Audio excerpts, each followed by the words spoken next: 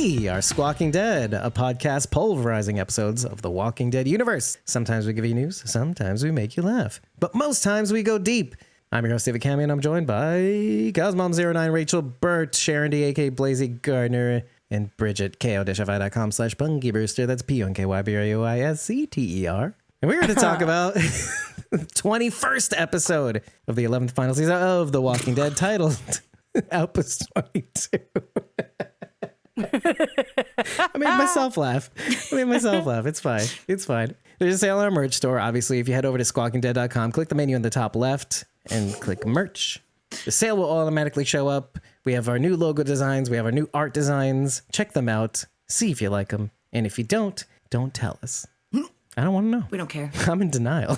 Yeah, exactly. Keep your opinions to your love it. damn I told self. you this already. Our moms love the designs. That's all we care about. We need our parents' approval. Okay, that's it. Yep. And I need their parents' approval. So, and I got it. So there we go. Show it to your mom. I want to know what your mom thinks. Yeah. We only care what She's your like, moms what? think. I mean, listener. What the hell is a Squawking Dead? Anyway, so also if you want to support us, head over to phineascoffee.com and hear a cue commercial. Are you like me in the morning, half dead? Phineas Coffee will give you that boost to get you up and keep going. That'd have meaning, right? Dave and his wife enjoy the Champion and Majora blends with beans from South America. And if you're a real freak like Cosmo Mom 09 Rachel B, No way.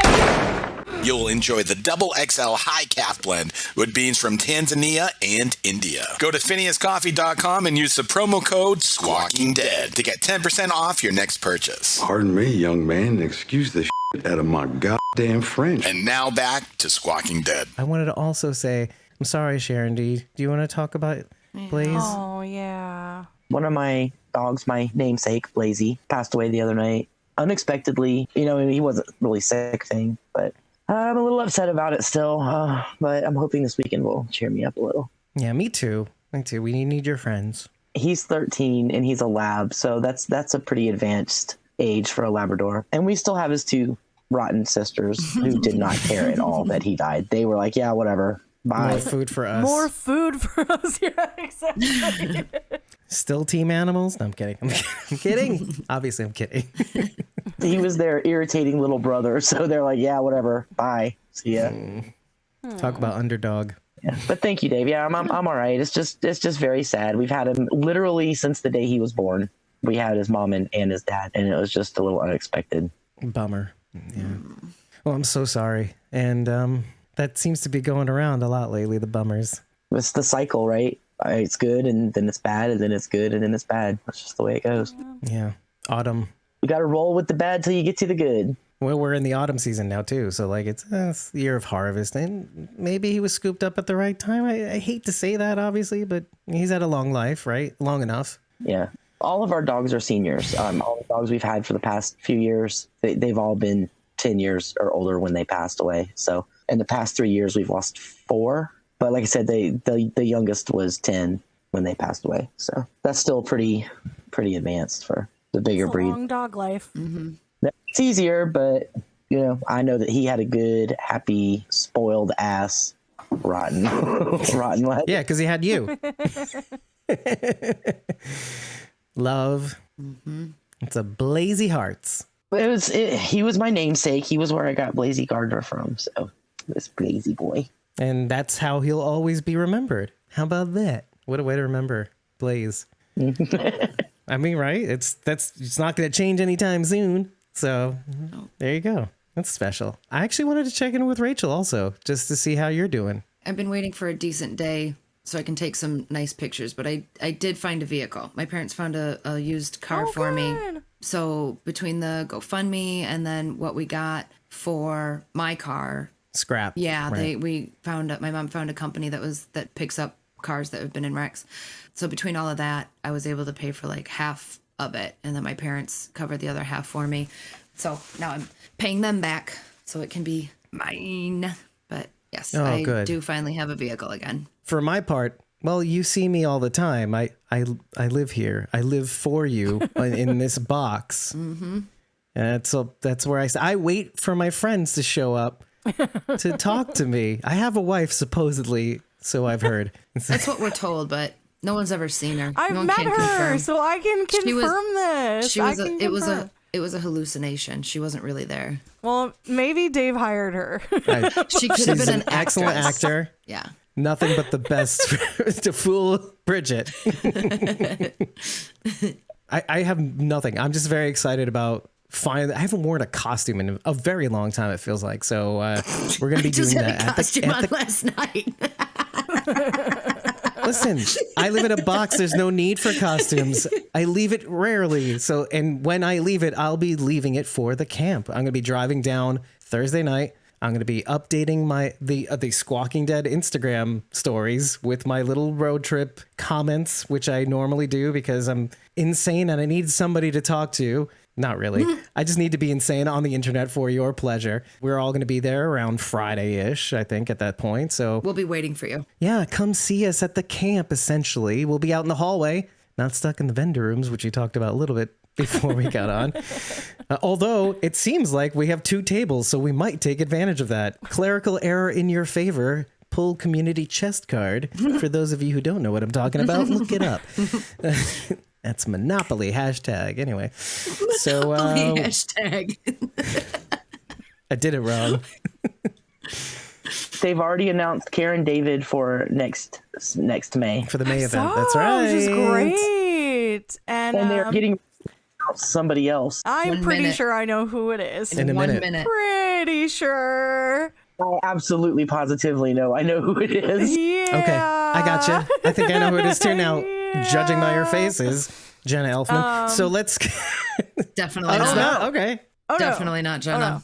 It's Oscar. Kidding. It is. The clues were mad and fear. So just Mad and fear? It said don't be. what? It said don't be mad. There's nothing to fear. so. What if it's like totally not that? It's by the not way? at all It that. Because they had is. done, okay, they had previously done a clue sort of thing. And I was like, oh, this is obvious this person. And then they came back and said, it's definitely not this person. I'm like, what? The clues Oh wait, just are they point- announcing right now at 6? Yeah, basically. So we can announce it now if you want to Yeah, throw it up they there. did. I mean, It's Mo. is it? It's Mo. Yeah, it's Mo.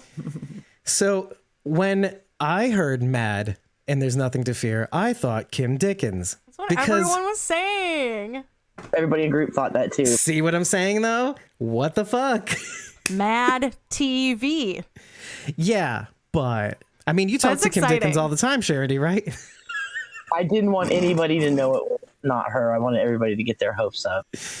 Yeah, excellent. That's how we I got wanted them to feel horrible. That's how I know we picked the right people because I love that. I revel in that, and I love you for saying that. Anyway, so yeah, Smoke Collins is You gonna know, be I there. love my Madison people. Exactly, like they're your favorite. Just Squawking Dead is one rung lower than how much you love the Madistan community. Anyway, let's back off of that. Moving on. No, so Mo Collins, who plays Sarah Rabinowitz on Fear, and Karen David, who plays Gracie. Karen David. Who plays Karen David? She's plays her. Grace Mukherjee on Fear the Walking Dead. But yeah, we never hear her for her last name, but now we can't not say it. So there you go. Fear the Walking Dead people. I love them. Yay! It's so exciting. All right, now let's talk about the episode. And to get us started, find a way around. Let's play Jasmine's take. Ezekiel's performance, well, Carrie Payton's performance as Ezekiel, which I thought, like, every single scene that he was in, he made it really, really powerful, and you could really tell. He was very, like, emotionally withdrawal from the situation, but you could also tell how angry he was. I loved his scenes with Kelly, and obviously I found his scene with Negan really powerful, and I hadn't really considered this at the time. We actually have never really had, like, a Negan Ezekiel kind of moment since everything happened with All Out War, and to be fair, I think it's kind of long overdue. And it was also really nice to see, like, the reminder of, like, oh yeah, Negan was a bad guy. Ezekiel saying about, like, you know, his multiple wives, his burning people's faces, and it's something that I feel like we often forget about nowadays because we just kind of see him as one of the good guys. But yeah, it was good to see that Ezekiel still had that anger towards Negan, but at the same time was willing to compromise for the current evil, which I thought was quite cool. I was really happy that Ezekiel threw in that line about the wives and the burning of the faces, because it's like often what's brought up in conversation. Anyone who like vehemently hates Negan brings that stuff up. And anyone who's like a Negan stan is always like, well, he didn't rape anybody, which is like a dumb argument.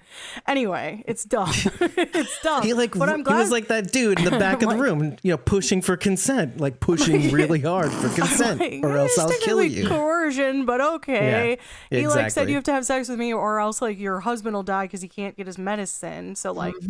Anyway, we're not going to get into all that, but I was really thankful that they brought that up because I felt it was overdue. Because even though we still remember all the things that Negan did, it's easy now to see him in a softer light because he has a wife and a baby on the way, and he's done a lot to help out in the last 2 seasons. Well, kind of like a full season because like a half and a half.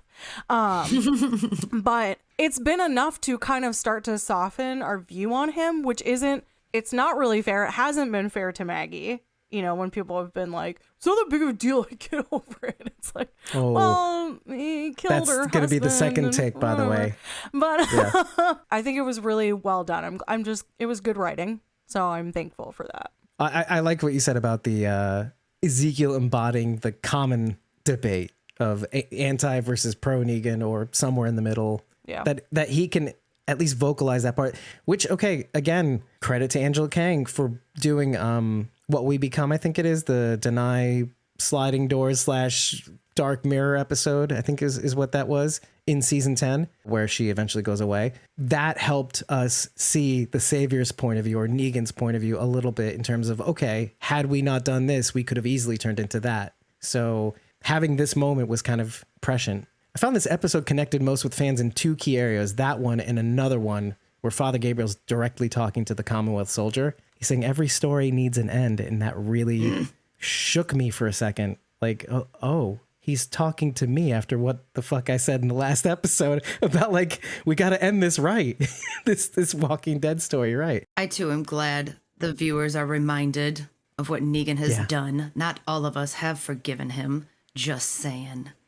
And Daryl too, apparently, from the last You episode. couldn't tell, but I was looking at you while I was saying it. Same. I couldn't keep my eyes off Rachel. Like, what is she? Let me see what she says about all of this. It's good. I will admit it was a breath of fresh air to hear Negan say what he did. I don't remember the exact lines, but he's talking about how the Commonwealth is leading through fear. And Ezekiel's like, is that what we're going to do? Is that what you think's going to work? And he's like, no, man. They need hope, and that's you. You are hope. You give people hope. And I was like, I'm like,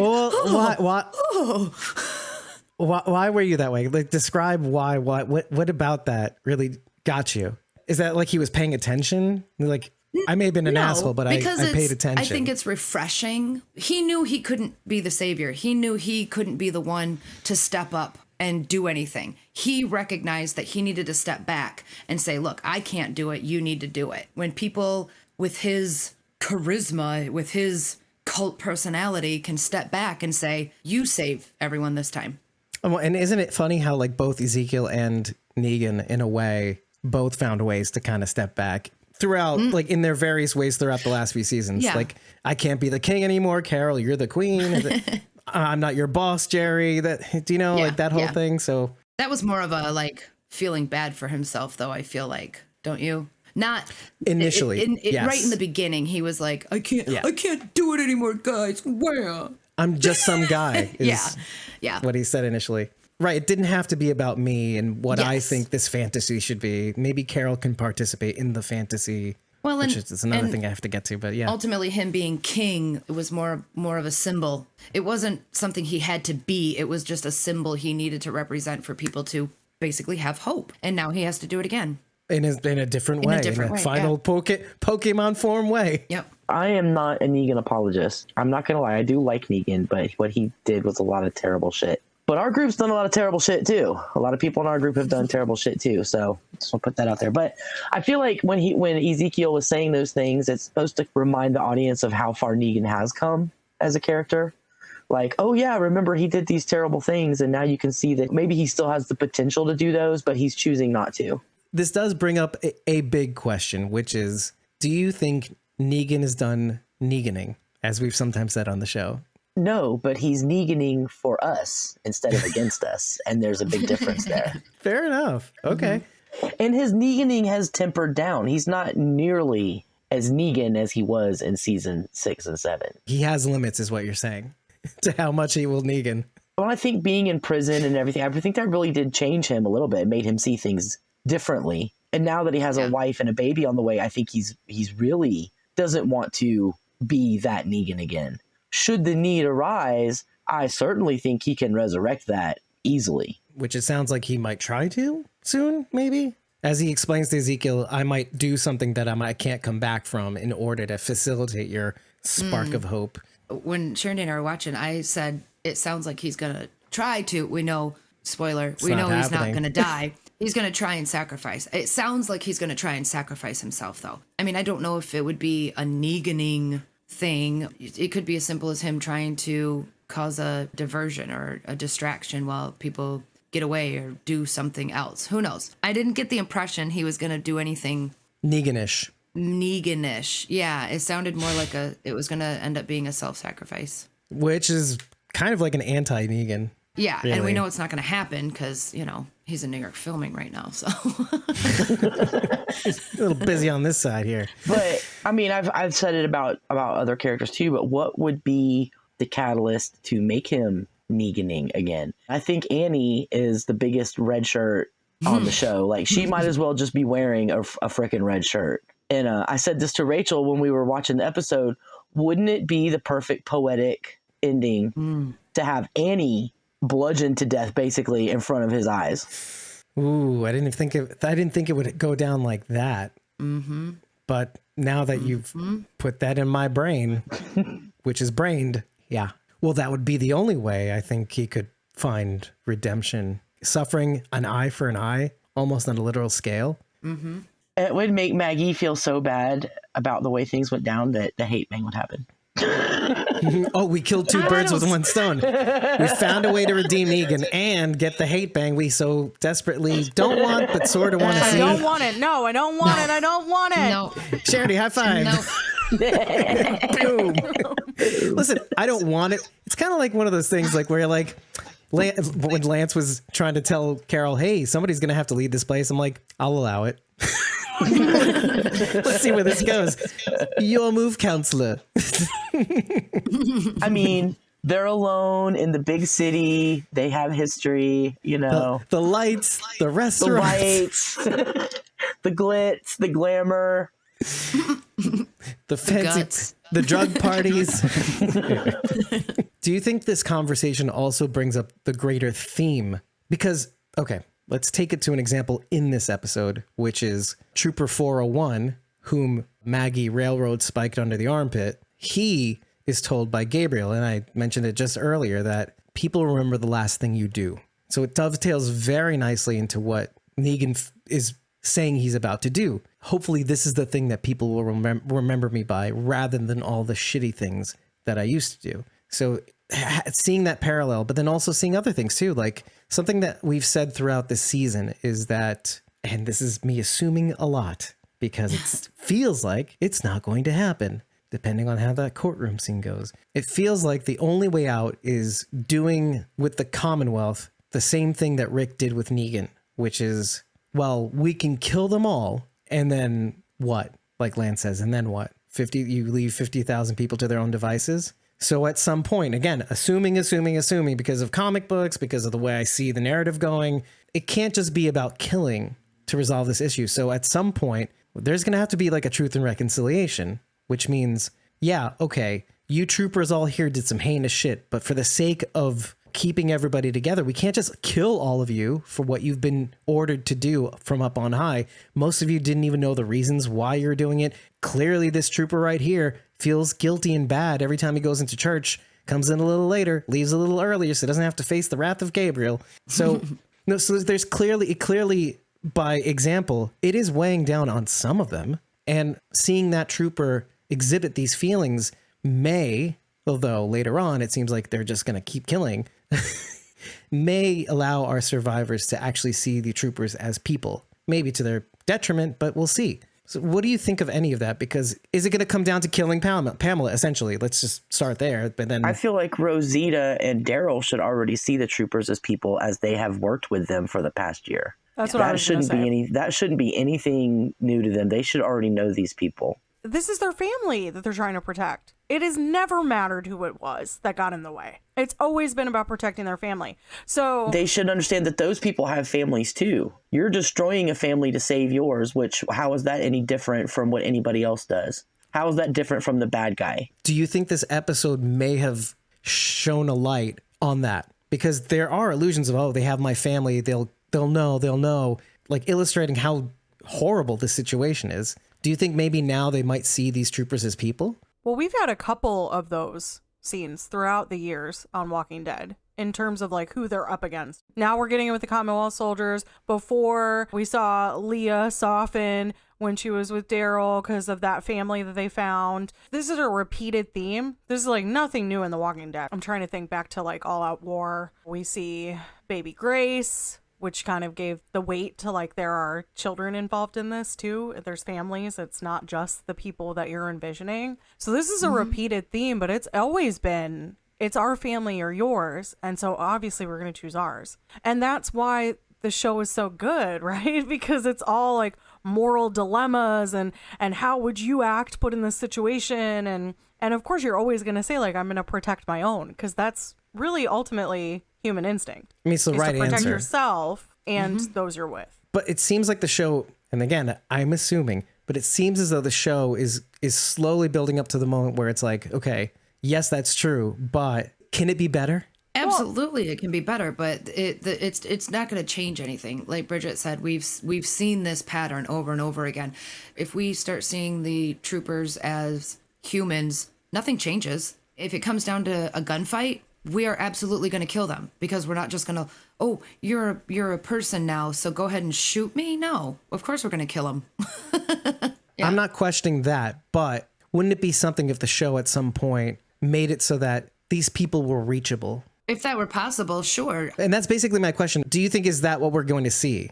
We were seeing that earlier already in this chunk of episodes, because we saw that with Mercer and Rosita when the guy was being ripped in half. I mean, that was like over the top. Mercer just wants to help his people and he's just trying to help this guy. But we've seen it in all of these conversations that we've seen between everybody, and especially the conversation between Judith and Daryl, in which Judith says, we can't just leave. We have to help these people. Because it is the concept of like, do you help these people who are going to be completely incapable of helping themselves? They've been under protection for who knows how long. They're not going to be capable. And we didn't mention this in the episode where we're discussing this, but as Judith has to put down the walker with Rick's cult, Python, her friend whom we met in the beginning of this 11B is right behind her going, you know, like just like in horror. We had this discussion before earlier in the season when Judith was training the other kids and we were talking about how Gracie couldn't fight. We had the discussion about how much do you teach your kids in this world, you know, but you want them to have a normal life, but you also want them to be able to protect themselves. Well, obviously the kids in the Commonwealth that have grown up in this have no idea what is going on out there and what reality is. And it doesn't seem like they're going out of their way to teach their kids how to fight or anything, unless they grow up to be troopers. But like that little girl being so shocked at Judith shooting the walker, I think partly that was like, oh my God, this is my friend. I had no idea that my little friend could do something like this. But also shock at the walker itself, because she's probably never had any experience with them whatsoever. Other than like the Funhouse version. Remember the Funhouse with Judith and them? Other than that, that's the only experience she's ever had with a walker is the Funhouse version. And it's less really about talking about the cold reality that obviously the Commonwealth people, not just the children, have really en masse have never really dealt with the outside world. But it's really more of a question of, well, now that we know that this exists, because there's a mutual benefit to keeping the Commonwealth up, because of course, every parent wants their child to live in a world where they don't have to deal with this. And children are our future. So are dogs. Okay, fine. So are dogs. and they shouldn't have to deal with it either. So there is an enticing opportunity here to not just throw the baby out of the bathwater for the sake of one or two people in your immediate family. I'm not saying I have the right answer. I'm just saying it feels like this is the direction that they're moving in.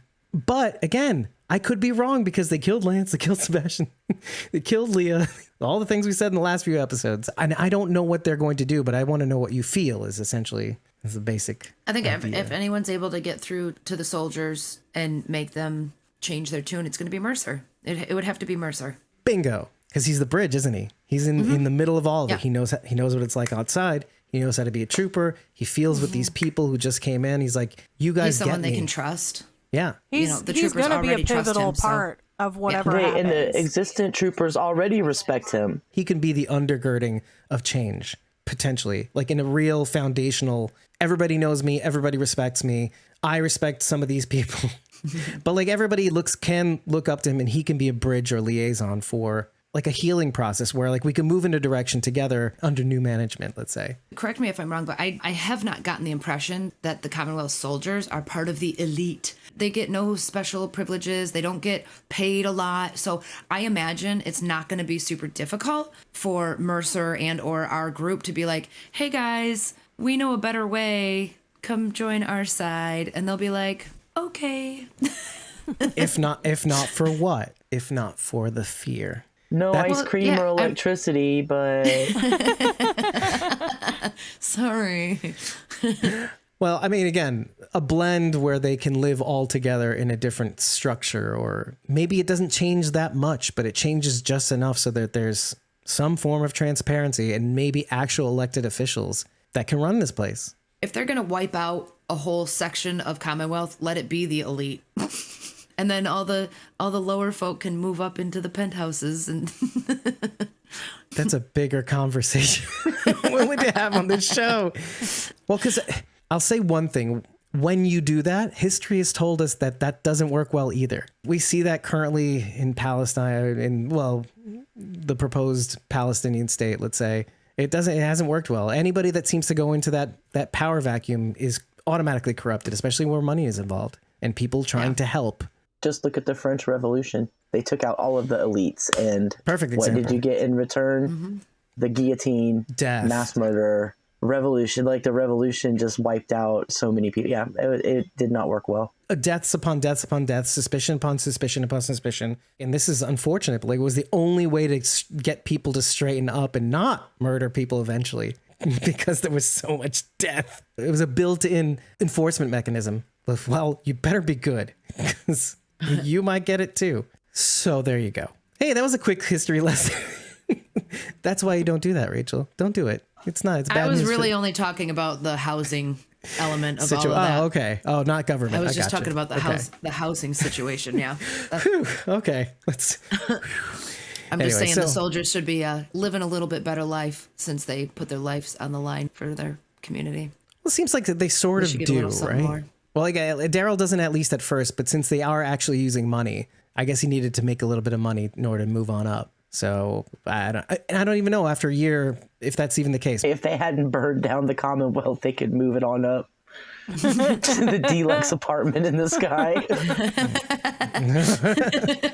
It's the quickest way to reach what they called in this episode as paradise, right? The paradise of the Commonwealth. Well, it could be better.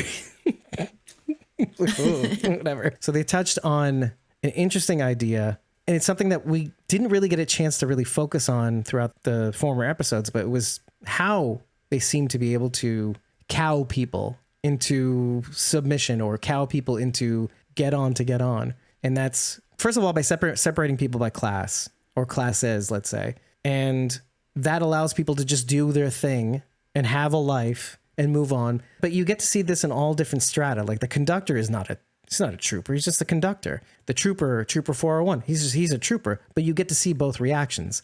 I'm scared for my family. I'm also scared for my soul, hence the church. The conductor can't even face a reality where he would make a mistake big enough, or to even make the mistake of even them not believing him, because he's afraid to the point that if he messes up, he and his family are going to be dead, especially after the revelation of the fact that Sebastian not only disappeared people for personal gain. But it appears as though he has insight into at least this work camp where you have no name and your family is held hostage. And it's so bad that he sticks a screwdriver in his neck. That's a very informing scene, seeing that happen. It tells you what the stakes are and shows that our survivors can't just rush in to whatever's going to happen or to whatever's going on, let's say. There's saying it out loud and saying that that's how they do things. They separate people and they have guns to enforce this whole structure. But then there's doing the thing and sticking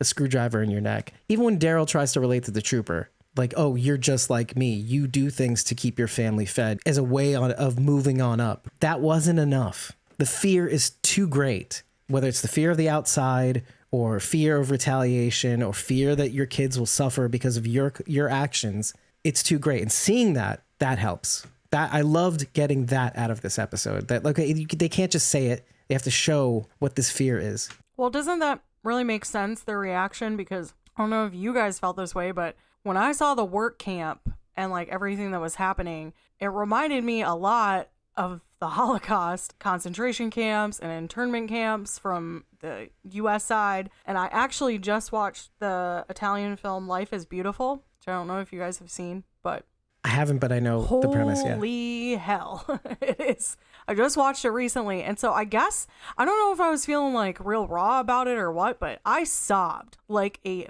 baby at the end of that movie. I think sometimes when we watch stuff like that, it's easy to be like, well, this is just a movie. And as I was watching Life is Beautiful, which honestly, if you haven't seen it, you really should go watch it. It's a gorgeous, incredibly well-made movie. It is based on a true story. And so when you get to the end and you find out, because there's narration from the child's perspective about it, and you find out that it was a real story and this was something that actually happened. And I'm not going to spoil anything, but I'll just say man ends up hiding his child in a Jewish camp during the era of Nazis. And he plays a game with his son the whole time to like make it not as scary to his kid. That in itself is really powerful. I watched that and I was like, I was crying while we were watching it, and I'm so distraught over what had happened in the story.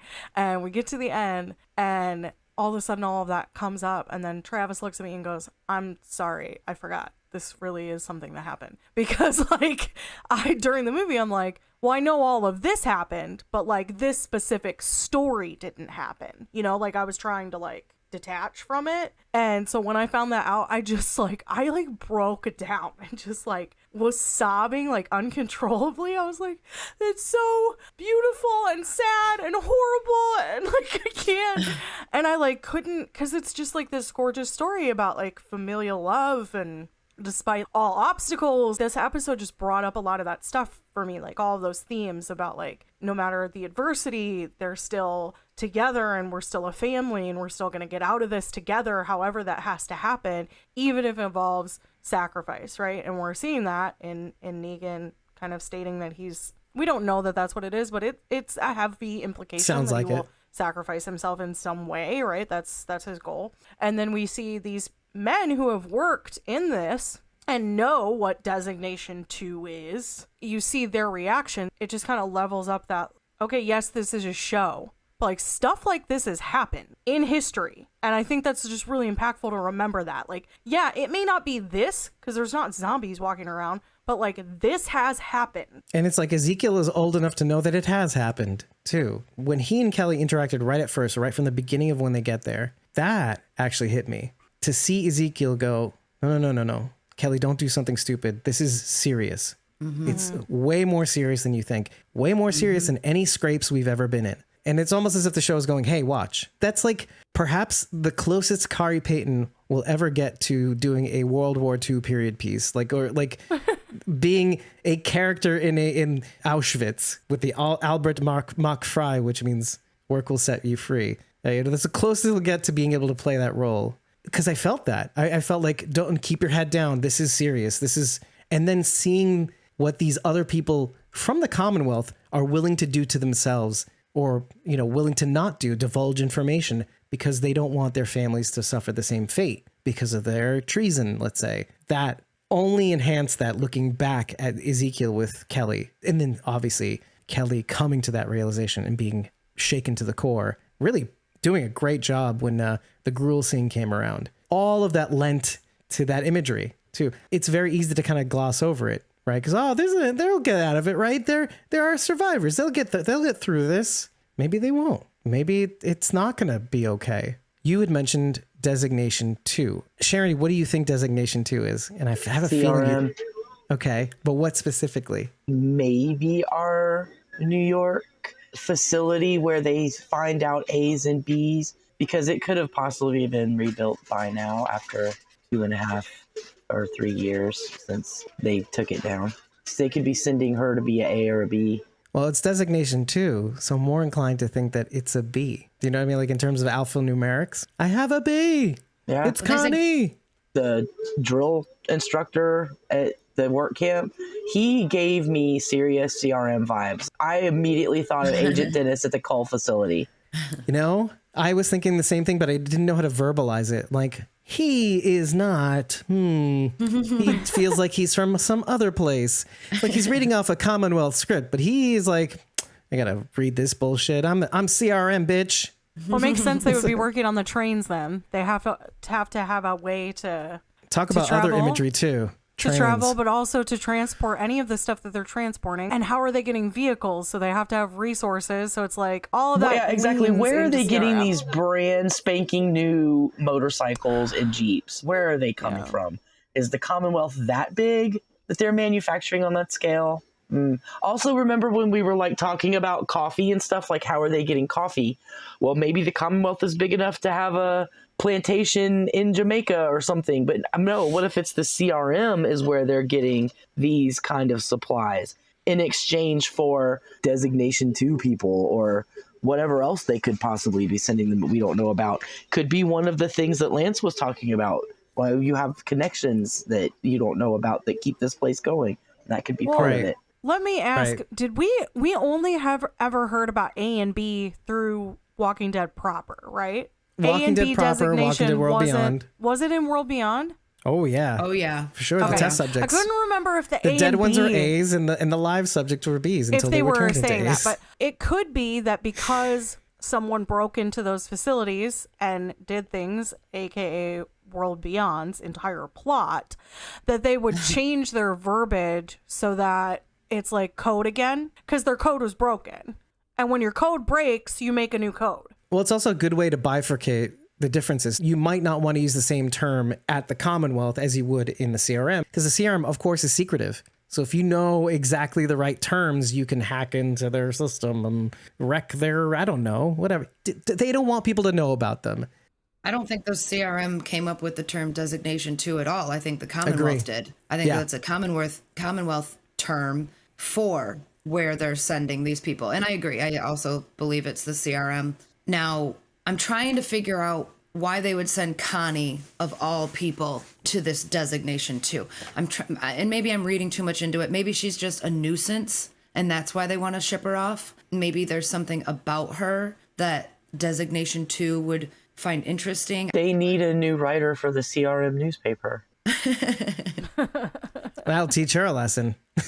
Well, that's not going to work because we know Connie prints the truth.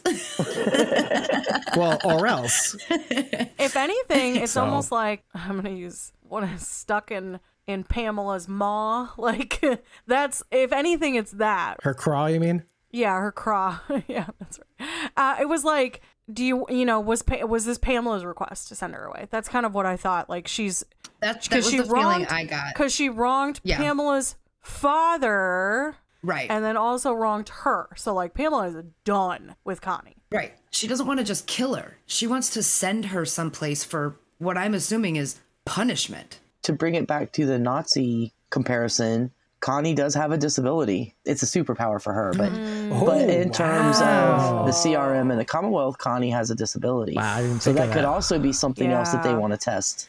It could be a little bit of both. Pamela's like, oh, hey, look, I got this super special test subject I can send to the CRM and at the same time get my revenge. Yeah, what are we like into? Are we into like eugenics here? Well, if they're planning on using Connie as a test subject, which is what I was thinking, also along with her being deaf. So if they kill Connie and test her, would she hear anything as a walker? Or That's would what she I was use other thinking. senses as a walker? Right. Will she still not be able to hear as a walker? Right. I was thinking that as well. Like, maybe there's some healing properties and stuff. I would assume she couldn't hear as a walker as well. That would be my assumption. But that's why CRM does tests, right? To see if that's true. That's sort of where I was going to go with that. But just to kind of fill in some gaps that you may or may not have picked up on, one of the troopers, and I could say the designations, I don't even know if they mentioned them, but when they were talking about having Connie on the cargo train with the conductor who was captured and all the people they killed, he says, this is against regs. This is against regulations to have a civilian in a trooper supply cargo thing. Then he goes, no. This person's designation too. The other person says, oh shit.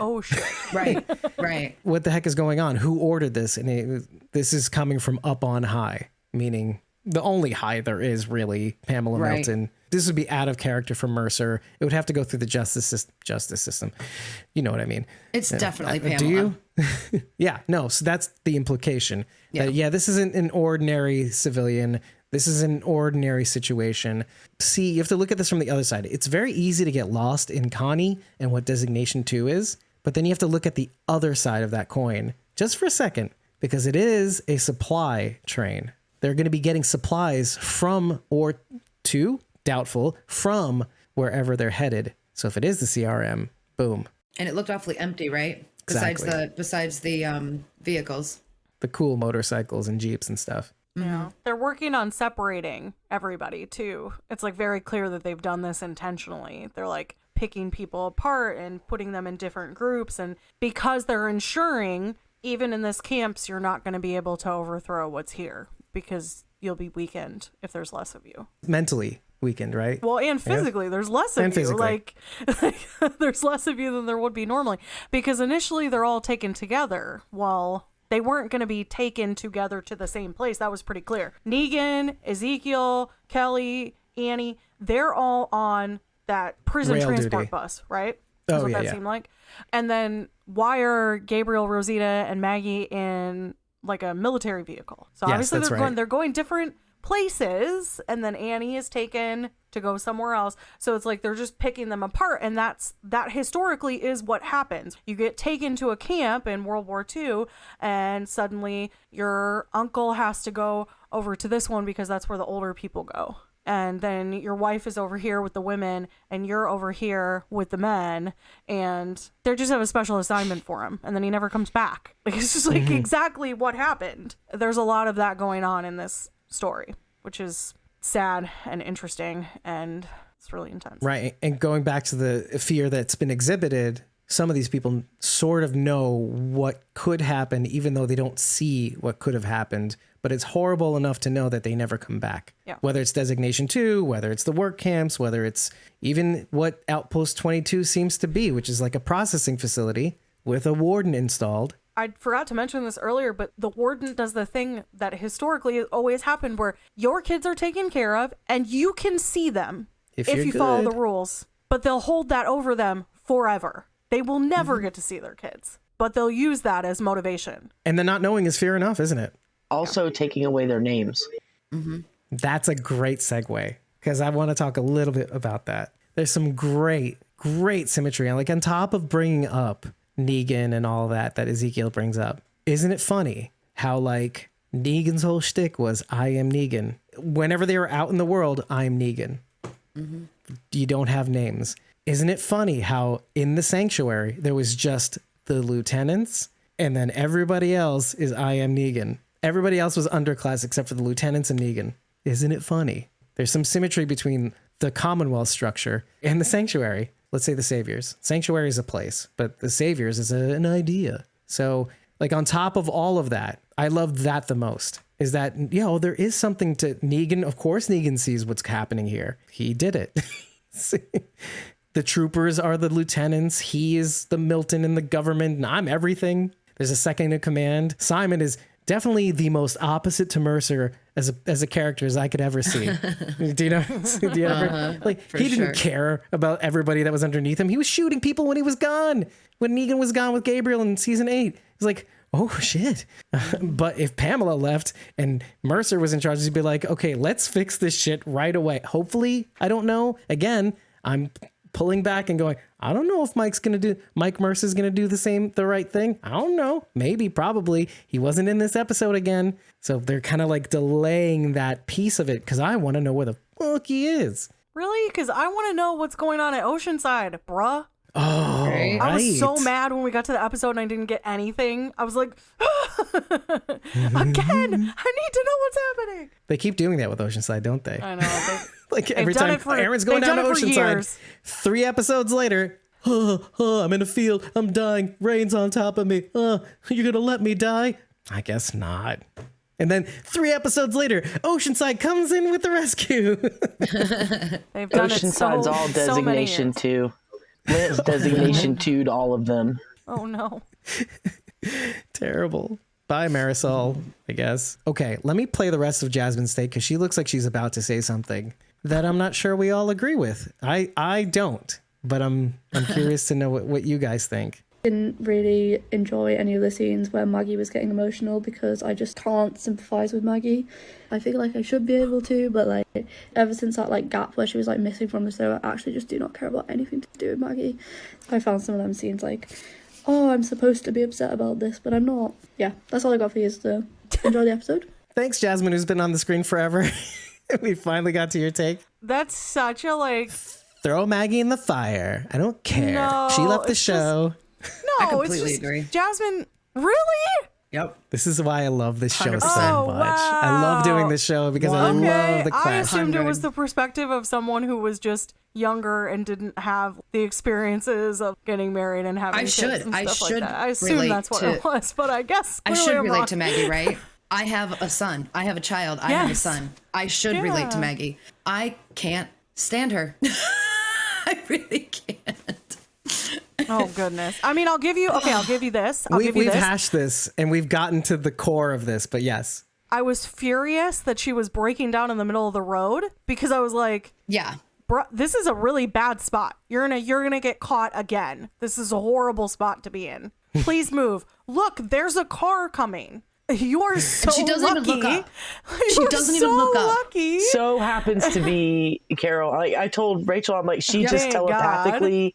She telepathically knew it was Carol and Daryl. That's why she didn't look up. Like she just felt their vibrations. I was so pissed. I was so pissed. Although that's supposed to be an informing decision, though. On second watch, when I actually was taking notes, I'm like, oh, I don't think at this point she cares. No, she doesn't. Why? That's the whole point.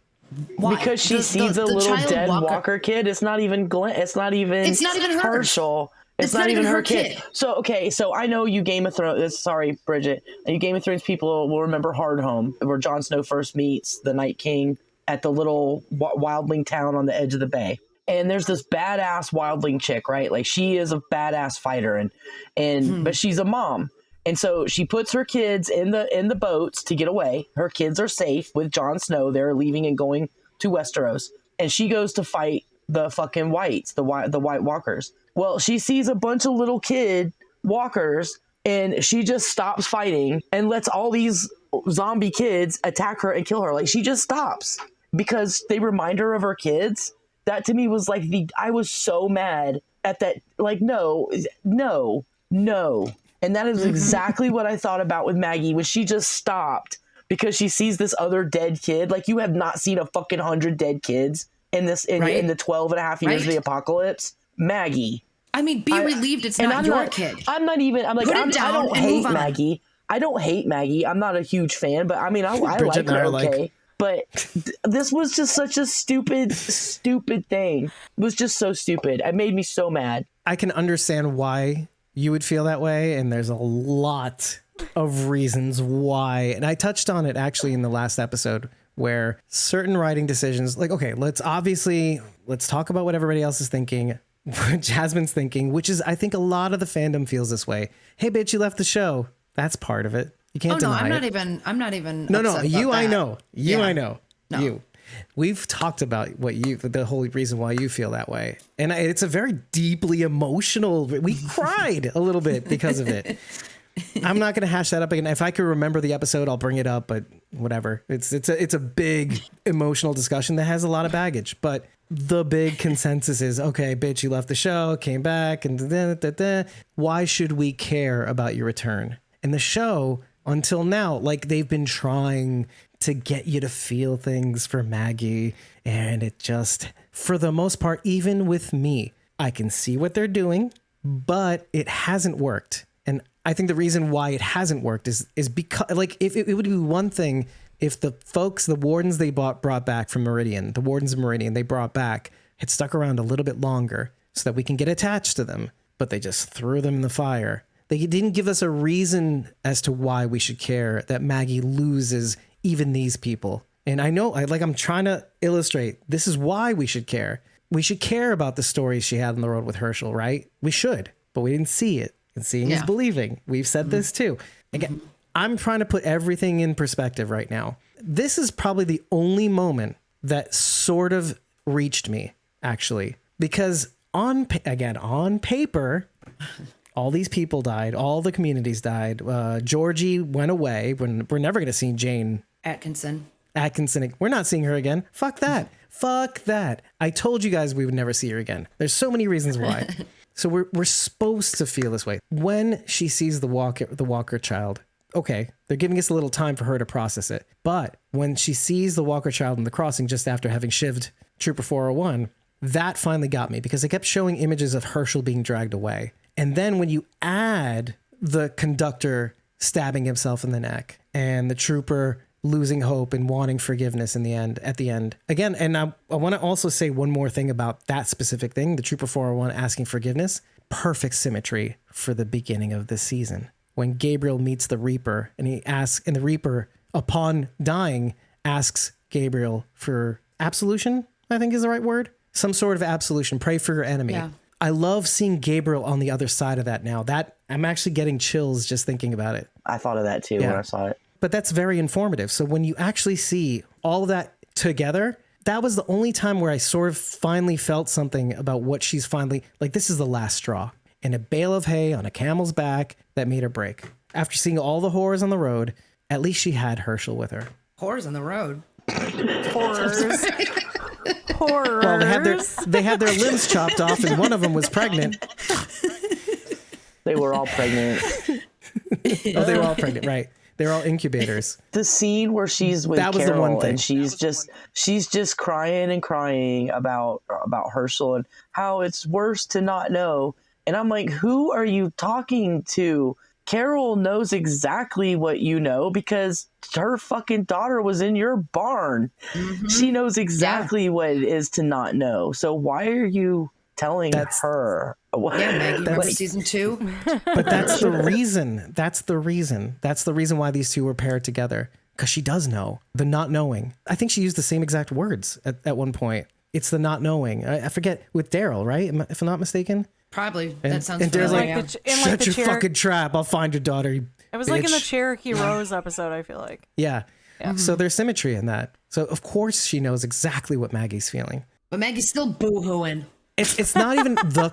By the way, it's not even the crying that got me. That it was the way she cried. It's that, I don't know if you saw it, but it was like that, I can barely cry because I'm so fucking exhausted. I love that touch in the way she actually cried. I will say it is a shock still to see children walkers, even though we've seen a few here and there. In the generality of the show, we don't see very many of them. When you see the big herds and stuff, there's never little kids in those. It's always adults. And they didn't die naturally because they're children. So right. It had to be a pretty gruesome death for them.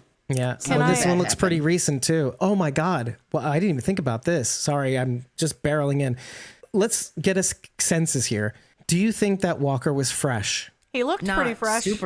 Not super fresh. But not like the Walkers we've been seeing the last few years. Old. Yeah. I'd say less, maybe 6 months. Okay, fair enough. I mean, I don't know. I haven't done a complete study on the aging of walkers and like I'm not a walkerologist. How their environment affects. Can we call Dr. Everett and ask him about it? Fuck Dr. Everett. I don't believe a word he says in his pseudoscience. But, anyway, I mean, I would say it was fairly fresh because it doesn't have like the rotting flesh and whatever. It's more like he's just kind of pale with the goopy eyes and stuff. So I would say relatively fresh. So that is a little informative too. Because if they're taking care of these kids, I don't know if they're taking care of them that well. And maybe shit happens. Because when you'd said it's shocking to see children walkers, and noticing that this children walker, of course, they can't grody him out too much, not like the first one that we ever see, but it immediately made me think of, oh, is that maybe what has happened to the kids in the Commonwealth's charge of these people who are in these work camps? That's a scary thought, which also, like, let's say Maggie is thinking all of these thoughts, and that's maybe Herschel's future. Wouldn't you be like losing your fucking mind? I mean, especially since I'm going to get my kid. That's not going to be his future, and I'm going to make damn sure of it. Get out my way.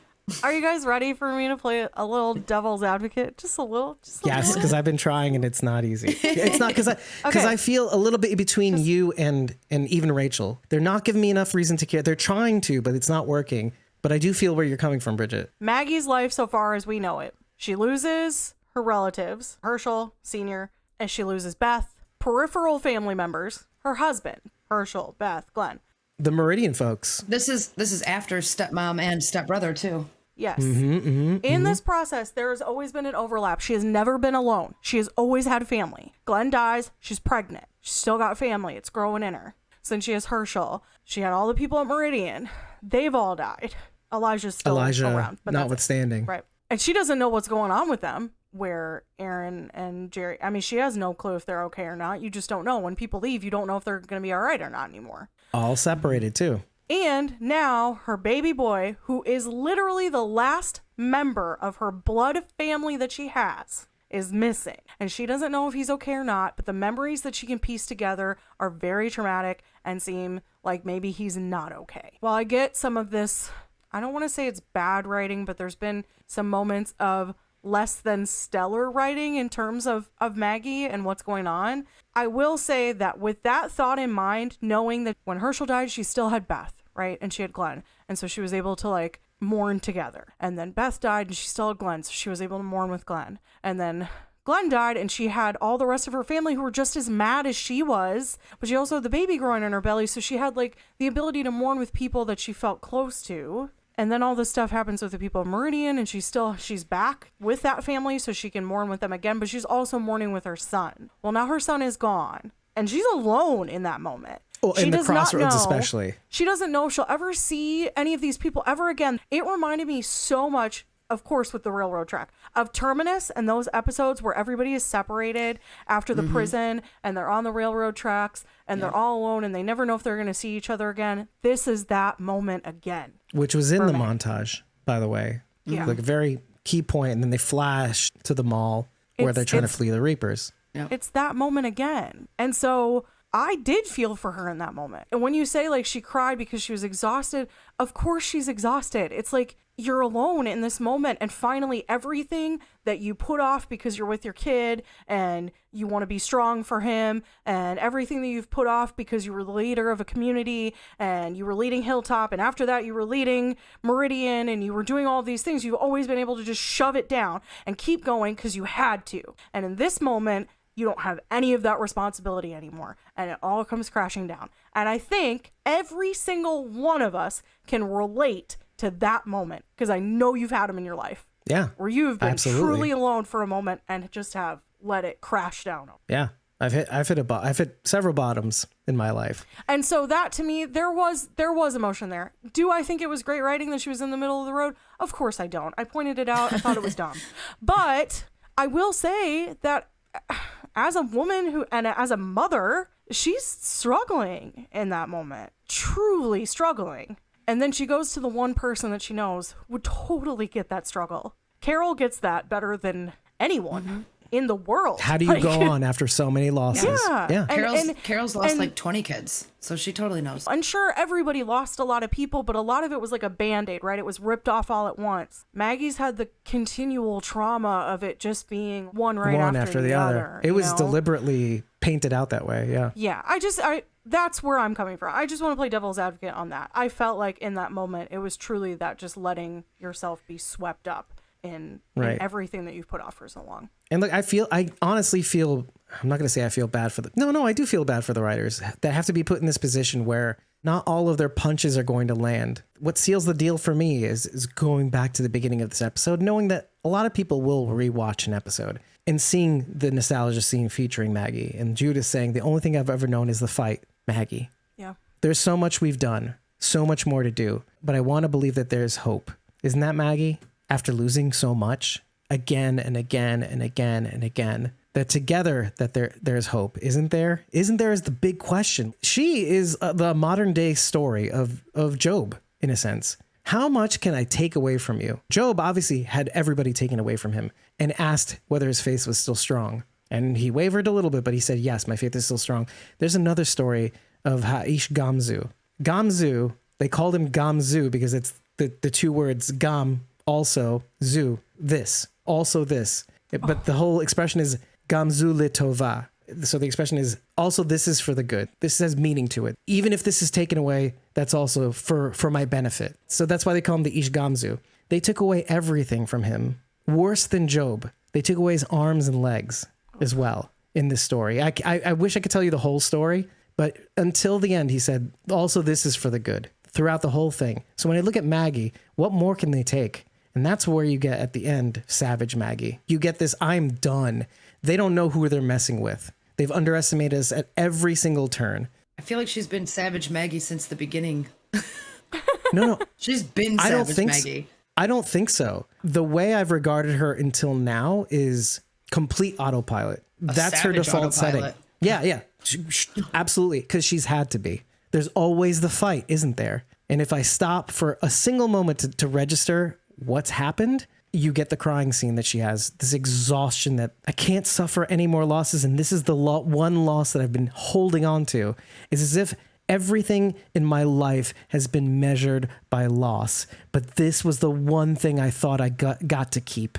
I got to keep my son for so long. And I thought maybe all this was for that. Maybe all of this loss was for this child. And even he got taken away from me. I got that from her exhausted cry. This can't be happening to me. I was able to shelf all of this shit because I had Herschel. And now I don't even have him. Now they're taking that away from me. But he's somewhere. No. And she's clearly not. Like at the end of this, she's clearly getting ready to be conscious of her decisions now.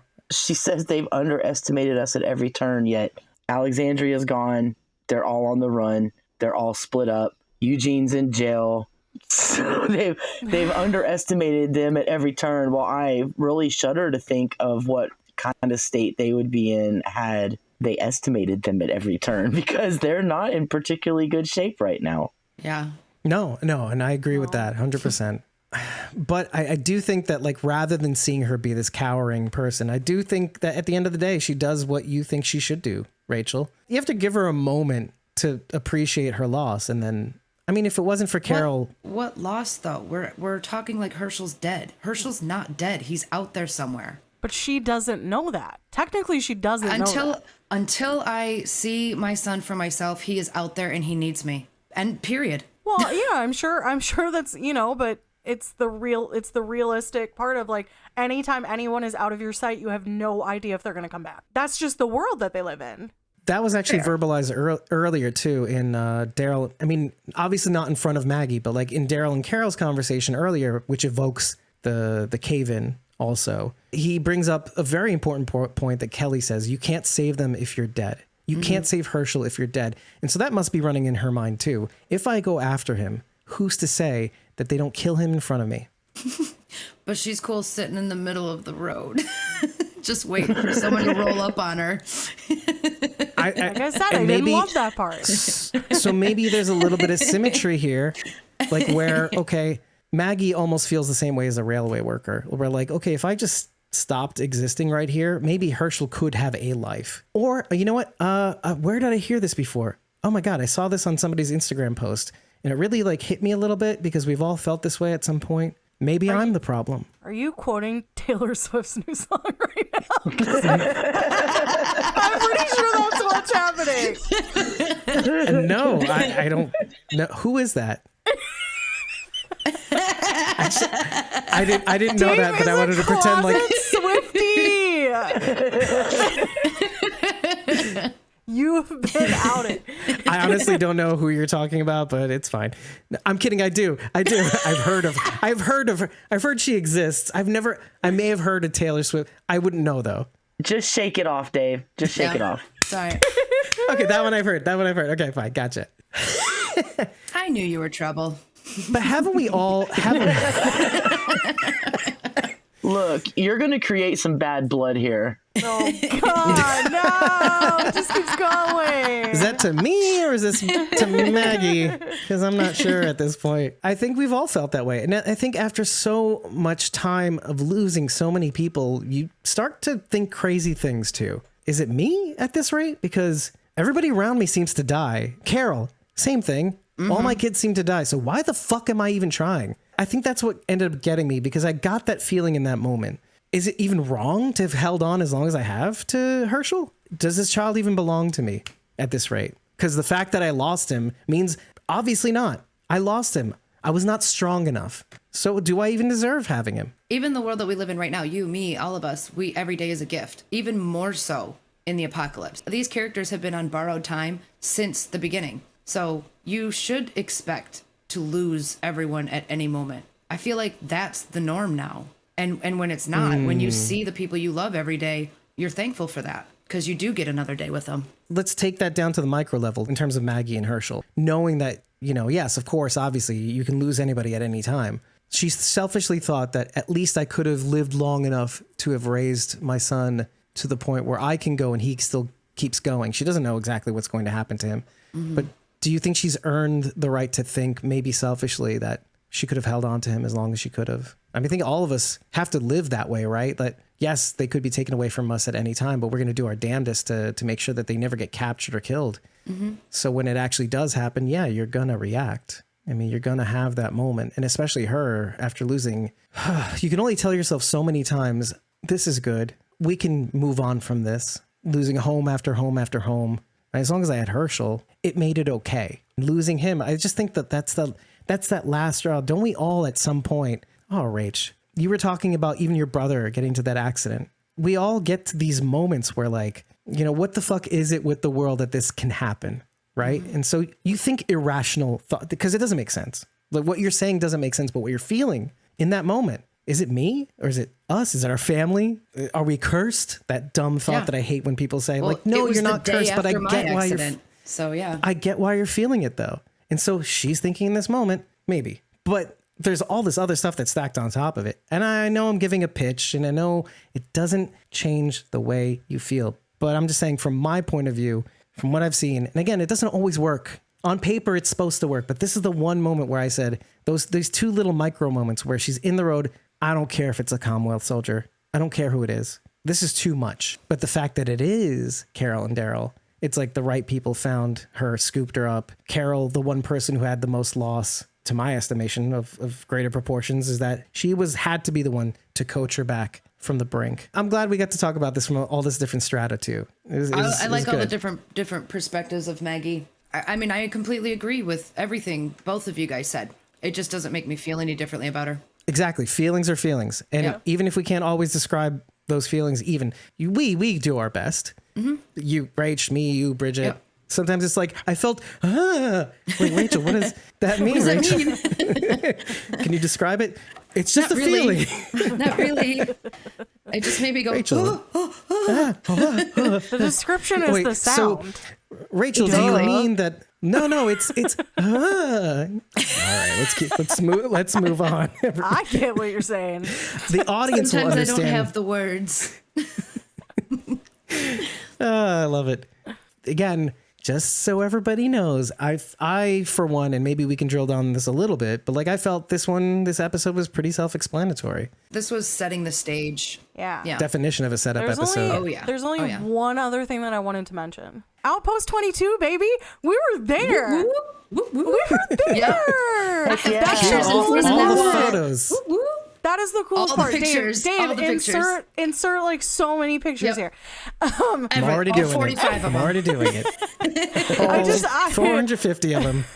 I love that because we went and we were like, we have no idea what this means. And I thought maybe they're reusing this as like a different location, because they love to do that. Me too. So when it was Alexandria, I was like, yes. I was just so excited. Also, I was like, foolish decision because these bitches built this place, so they know all the nooks and crannies. Yup. What are you doing taking Yeah, they that? do. Dude, that's exactly Sending what I them thought too. home. Yeah, They're sending they built them this city home. on rock and or roll. We built Putting them this on their home city. turf. Yes. We built this city. Our on guys have rock. home field Foolish. advantage, that's for sure. Foolish decision. The lady on the inner Alexandria, that is Yvette Nicole Brown. What? Wait. She finally got her cameo. The one talking to Rosita. Yeah. Mm-hmm. Yeah. What? I'm so happy. How so did I happy not for her. recognize her voice? I'm so disappointed in myself. I'm so. She was in the I didn't credits notice too, by the that. way. I didn't oh my notice gosh, that. I didn't either. That's how I'm I so noticed happy it for because her. I saw her in the I'm credits. so happy. I'm so happy. Congratulations, for her. Okay. Yvette. Also, I want to mention before we move away from Outpost 22, it is I now don't think we're gonna. a permanent monument. I don't know if you know this, but The Georgia door Tour is a Company, permanent monument. Georgia Tour Company posted pictures today on their Instagram. So please, one, if you're not following them, you really should be because they're awesome. Go check out their Instagram because there is a monument. The door is cut in half and they've angled it into like a V shape. And that is now in concrete. So that is standing. Oh, dang. They are going to keep that. It says Outpost 22. I'm so happy that's that there's a awesome. permanent monument there. It's so cool. That's So just so you know, I don't think it's in the original location. I think they put it somewhere on the road. It looks like it's closer to the little gazebo. Oh, Yes. okay. Like it's on the Okay. other side maybe. of that, I think, kind of in that little field area. I think that's I need where more it is. perspectives, but it's definitely not where it was. That's I'll know. the key. I'll know after this weekend. So. We'll find gonna be out. going We'll find out tomorrow. We'll find out tomorrow. Yep, that's right. When the trooper knocks Connie down, and instead of Connie chasing, knocked the trooper down. instead of Daryl chasing the trooper who then got away, he stopped to ask Connie if she was okay. Okay, I like loved it that. wasn't even like she was hit with anything hard or anything, but I'm like, Daryl, I get it, but my dude, you've got to go after the trooper because then the trooper Right. took off. He didn't stop to pull her up though. He's just like, "You good? Bye." So Yeah. But again, it's informative. I'm just telling you, everything means something. That was fodder for all the Donnie shippers.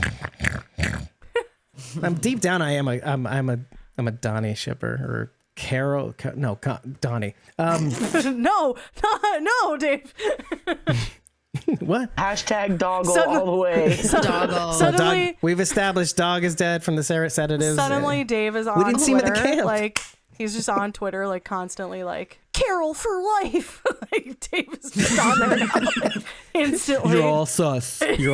I like Taylor Swift. I like Carol. What is going on, people? A closet Carol and a closet Swiftie. It's ridiculous what's coming out Guys, in this episode. maybe this is like the next episode of Squawking Dead. I get to leave the box. This is what we're moving in that direction. To go to a Kanye's an T Swift anti-Semite. concert. Oh my god! Anyway. I heard it and I want it to go away forever.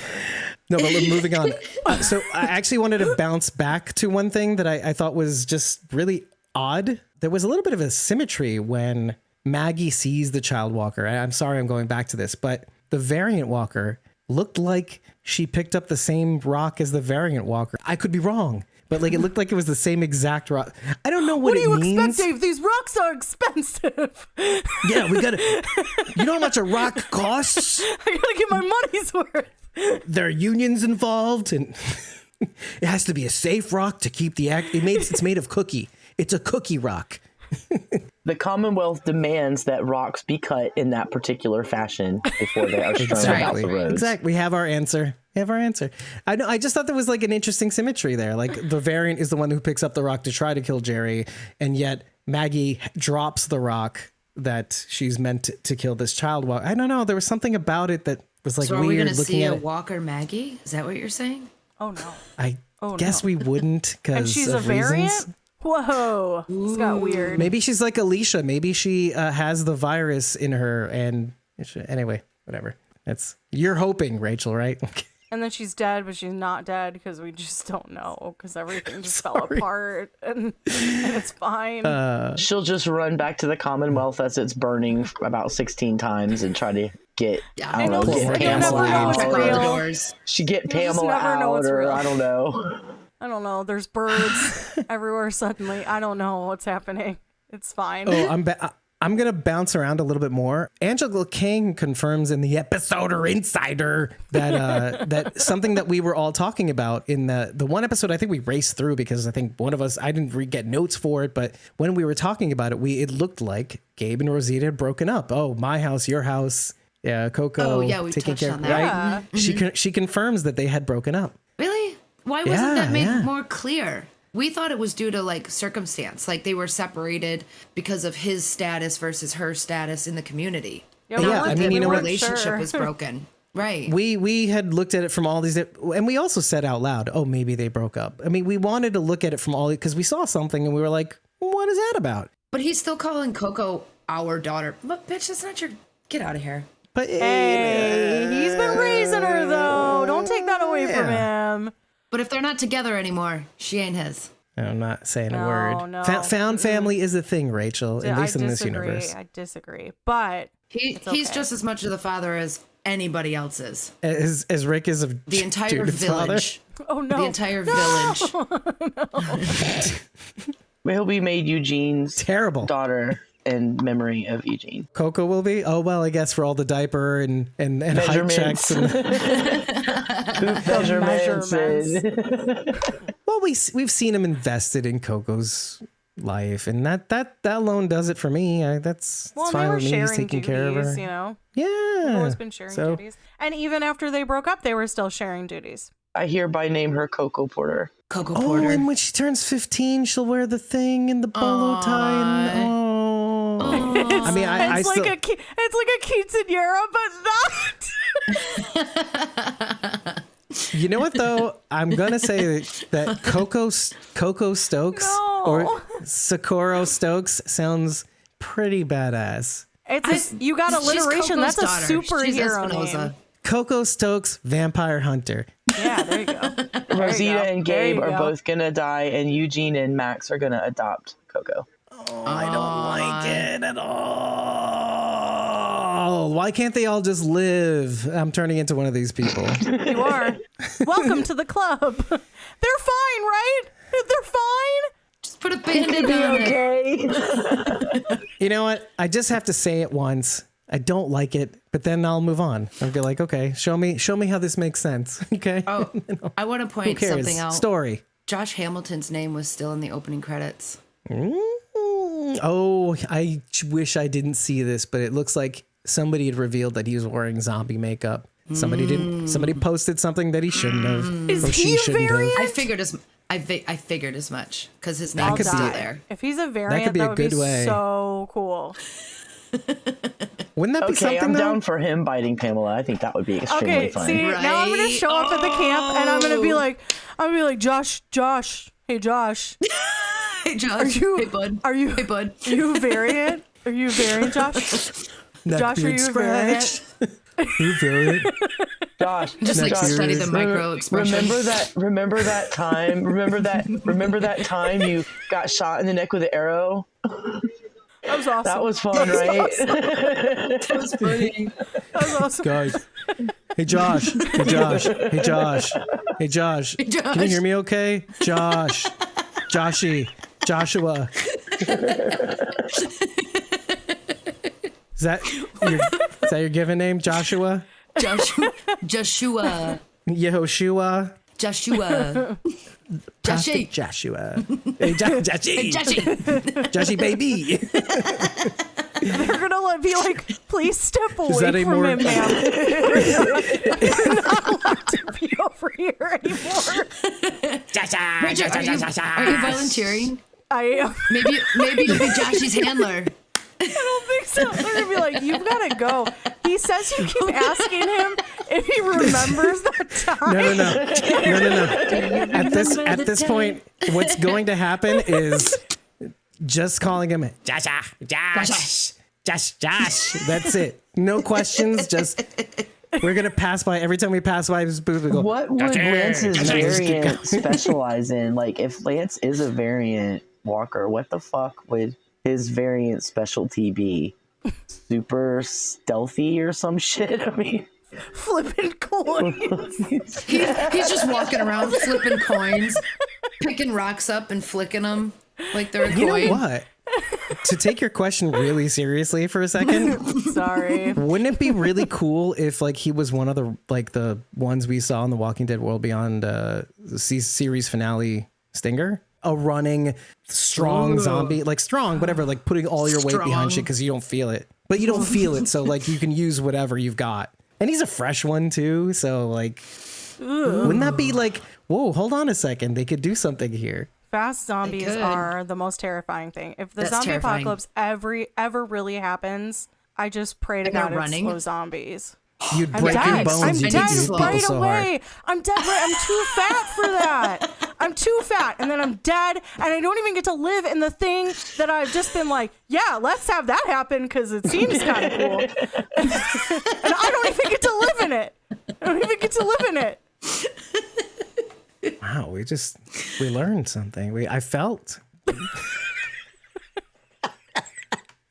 You know, good. I've got to get angry. I've got to get angry and yell one time, just every episode. What would your variant power be, Bridget? Mine? Eating. Isn't that all their powers? Right. That's my typical Walker power. Be like speed it's my eating, regular though, power. So. Like skip the chewing, just inhale. Is that what we're going with, Bridget? You putting me in this awful position of kind of keep going? Yeah, the only thing, I can't help myself? the only other special skill I have is that I can do the lipstick trick from Breakfast Club. Oh wait, what is that again? Just for the boomer, for no, not for me, for like the kids. They That's why I'm not gonna it's say hashtag Monopoly. No, I'm not gonna. Kids are like, what's a Breakfast Club? Go watch it, and then you'll know, kids. And I can also, I'm going to a Taylor Swift concert. Using that same area of my body, I can also crush cans. But that's just a party trick. One or two. And Party Bridget, one can. I've never tried two, actually. One can with one. One's all you need. No, in the middle. Oh, and it's like, yeah, okay. No. Okay, gotcha. Anyway. Nobody else does. That's Mitchell doesn't. That's the problem. David Carranza might. I'm not talking David about Carranza it. No, knows a because lot they're of things. children. They're children, some and if odd they want to reason. know, they can go be corrupted by that movie, not by me. Okay, so But You know, once on they that watch I the will movie, agree. they're instantly going to get a vision of Bridget. they're like, oh god, why did she share that publicly? This is horrible. Party Bridget, not the Party Bridget we see Bridget. now. It's She not could always regular say, Bridget. It's Party "Oh, Bridget. you know, Party Bridget." Yeah. Like, meanwhile, we're gonna see Party Bridget this weekend. So, that was Party Bridget. She's a different person. We're gonna get raw dog Bridget this weekend. I had a brief encounter with Party Bridget. You've met her. She's wild. She says Like some every now and again, ridiculous Party stuff. Bridget will remember she has a husband, and then like, oh yeah, Oh, no, no. obviously I No. love my Why? husband. What difference does that make? I'm good. I'm very well behaved. Yes, I just you are. say really That's what I'm inappropriate saying. stuff. She has it like on a necklace. It's like Memento, right? Oh no. No. She can look at it. I have a He's husband. gonna think I'm out here slutting it up. That's not what's happening. Trav, I always have the footage that will prove the fact that I'm just fucking with you right now. If you are watching, she just tells drunken elaborate I stories. have the receipts of how much of a bullshitter I am right now. So don't worry. It's just me. It just doesn't make her yelling, look any just better. yelling about how that but girl and her friends were so rude. tit sweat and whatnot. I don't know. That's her. Yeah.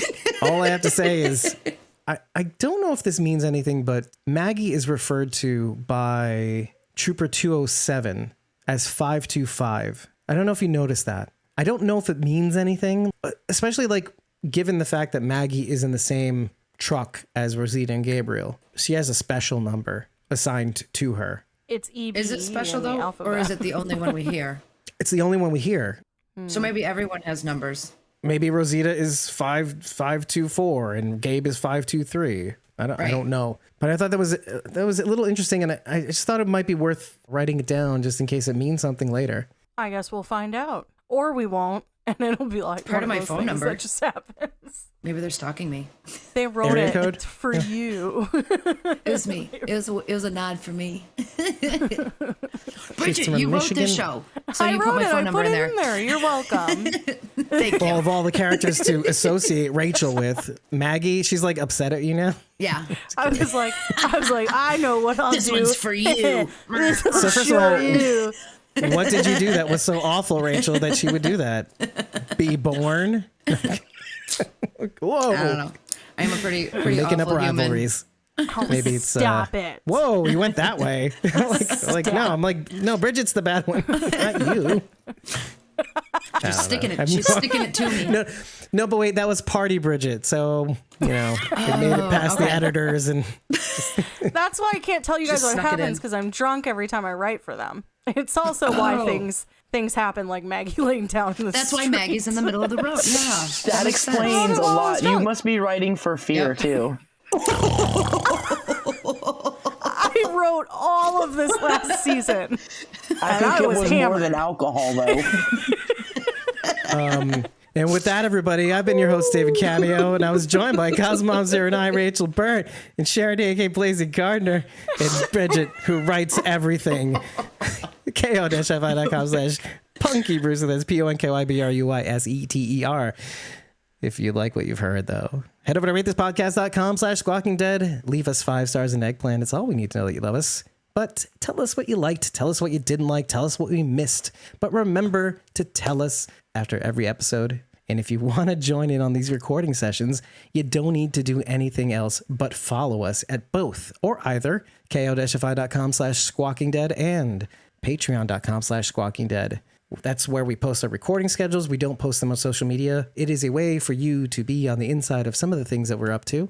But if you'd like to take your support even further than free and bolster what we do as a podcast, you can either buy us a coffee at ko-fi.com/squawking-dead for 30 days of supported back content, or should you decide to, you can join a membership tier on either Patreon or Ko-fi for as little as $1 or $3, depending on where you do it. That's why we have it priced that way. At the Walker's tier level, you get to get the unedited episode recordings for the recording sessions that you've missed early, way before they go public. You also get to be in the know for many things. You get perks right off of the bat if you're on Patreon or Ko-fi. You get our secret playlist of clips of the unedited episode recording sessions, as well as Discord access off the bat, even from the lowest tier. Whispers and Survivors tier members get 50% off the merch store, get to join us in our Jackbox Games live streams. But the Survivors tier is the distinctive tier. Should you join that tier, you get to be a part of these episode breakdowns. There's only a couple of slots left at ko-fi.com/squawking-dead. See what you're made of. We could find a kinship, just like Jasmine, but that's the thing. As a result of you being a survivor, you get to break down these episodes along with us. And so you get to be a part of the show in a very in your face, in everybody's face kind of way. But you don't have to do any of that. Just follow us at either Patreon or Ko-fi. You can join in the real-time chat as these episodes record so that you can lend your voice to our podcast. Not just ours on the show, but ours in the audience. It's all of our podcasts. You help us succeed because we are Squawking Dead. Take care, everybody. We'll see you at the camp if you're going to be there. And if we don't see you until the viewing party, we'll see you there as well. Yeah. And the only thing I have to add to that is we'll see you next time. I hope we can get together real soon. Won't you be my neighbor? It's a weird outro. Bye. And there's a sale at our merch store.